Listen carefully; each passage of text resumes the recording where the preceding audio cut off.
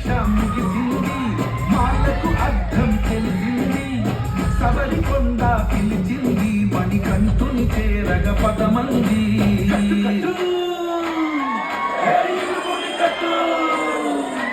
కట్టు కట్టు కట్టు కట్టు ఇరుముడి కట్టు, ఎక్కు ఎక్కు ఎక్కు ఎక్కు శబరిమల ఎక్కు.